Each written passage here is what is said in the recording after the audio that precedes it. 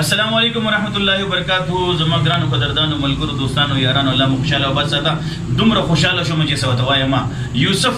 یوسف زما یو ډیر ښه ملګری چې تقریبا بس وایي چې لس پنځه لس کاله را سره یو ځای دا چې کوم دی دا رباب لس پنځه لس کاله را سره غوولې دی خو بیا چې درانه روک شوی او بیا ته نه روک شوی ما بلانه باندې تېرېدم او نن په سوات کې جوړېدو نو رباب میکر لیکلی شوی ملګري ته مې مفتي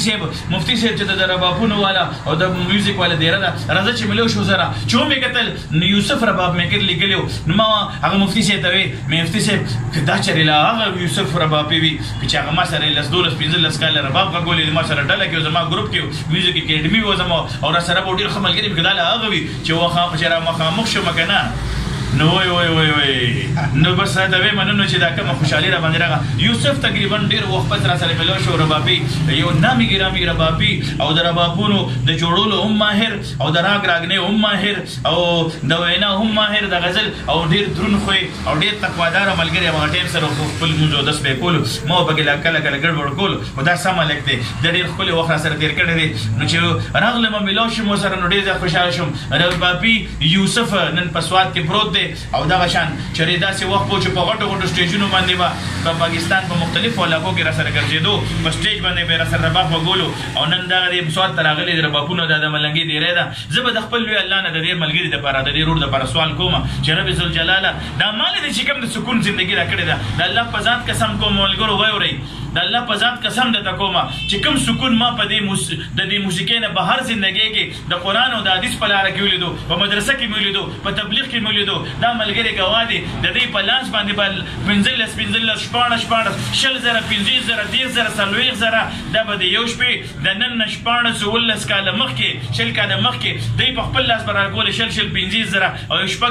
شپېته زره او یا زره دا به برخه وه او چې له سته زره به ونه مونږ یاره نن شپه صفه زل لړله نن خو مو دا شپه خرابه ده صحیح برخه مو نه رسېده نن هغه سړی تاسو ته مخامخ دی الله پاک دې د نبي علیه السلام وارث جوړ کړو. ډېر ملګري وایي چې بس خو دوی خو چې را مخامخ شي نو د دکړو د باجو خبرې کوي د دکړو باجو خبرې به زه نه کوم چې زما غوندې یو پرېوتې سړی الله جل جلاله د نبي علیه السلام وارث جوړ کړو. رونو اوس الحمدلله لوڼه مې په مدرسه کې دي او په خپله الحمدلله د مدرسې نه فارغ شوم. په بلوګرام کې مې ښکلې مدرسه ده او سل یو نیم سل واړه سبا را سره د لسو ماشومانو جنګو ختمونه دي او په دې را روان پیله تاریخ باندې د الله په لاره کې یو کال تبلیغي سفر له روان یم او د دغه سفر نه مخکې یوسف سره ملګري ملاقات مې وشو. یوسف ته به دا درخواست کوم په الله قسم کم سکون کم چین او کم راحت چې الله پاک په دین کې ایښی دی نو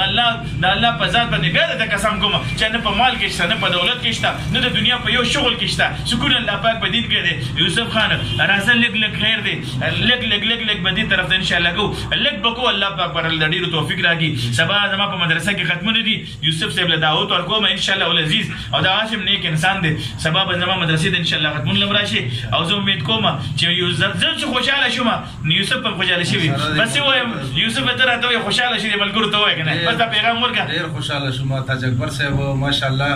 زمونږ په دغه فن کې چې و نو ډېر دروند قدرمن سړی دی او همیشه د نصیحت لارې اختیار کړی او مونږ ته به هم نصیحت کوو نصیحت یې اورېدم ماشاءالله. نن پرې خدای پاک فضل او کرم وکړو ښکلی عالم دی په سوات کې بلوګرام کې ښکلې مدرسه ده ډېر عالمان په نیټ باندې ورسره هم زمونږ ډېر رونه بیګان چې هغوی له قرآن نه ورځي نو هغوی سره څوک شلمه سپاره کې څوک په لسمه کې څوک په ړومبۍ کې څوک په درېیمه کې